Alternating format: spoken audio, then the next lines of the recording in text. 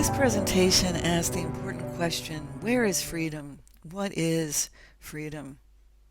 The natural tendency of your mind is to seek freedom or look for it outside of yourself or in phenomenal experience.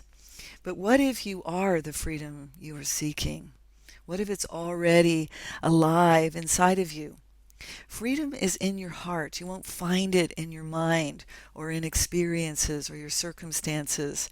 And the three phases of what's known as self-realization is basically mastery or awakening, liberation, and self-realization. Awakening is the instant recognition of what is looking through the lens of your eyes, right? Which is pure awareness, pure bliss. And this is an instant recognition, right? It's easy to awaken to the truth of who you are. But even after the most profound moments of awakening, suffering can continue. So why does suffering keep happening, right? And what is the nature of suffering? Suffering is what you think, remember, and imagine and project, which extends your pain over time. So basically, your internal conversation is one aspect of suffering. And also, what you remember, what you imagine and project is another aspect of suffering.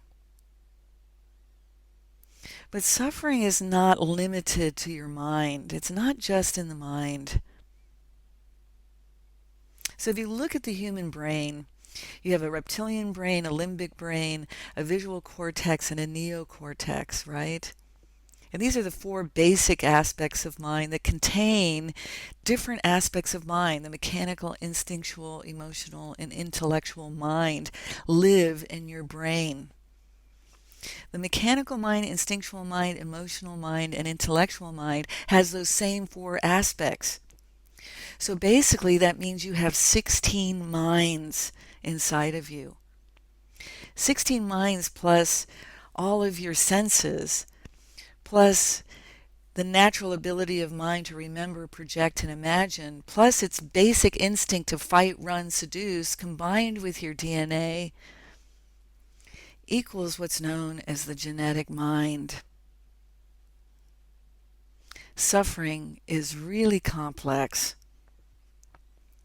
Imagination, your imagination plus your genetic mind, plus your ego, is the source of all negative emotions. So negative emotions can't exist without your identification and imagination, right? You imagine what something means about you. So suffering cannot exist without your participation. You actually have to practice suffering for it to continue.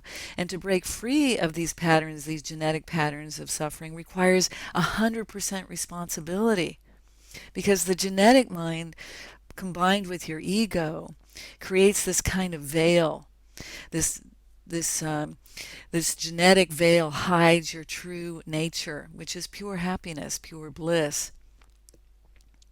And satsang, or self-inquiry, silence, which is meditation, and the sound of the mantra over time creates this internal fire, a sacred blaze that burns through this veil of the genetic mind, which reveals the clear awareness or the pure happiness that you are, lasting happiness of your true nature. So awakening, liberation, and self-realization takes time. Awakening is the instant part. Liberation you could think of as mastery. And full self-realization happens when you burn through the genetic mind. And for this to happen over time, it takes 100% responsibility in order to see through your imagination and your identity. It requires a certain resolve, vigilance, and perseverance. It's not easy to burn through this very strong or resilient genetic mind. Freedom is actually simple because it's the essence of who you are. And it's also the challenge of a lifetime because of the genetic mind.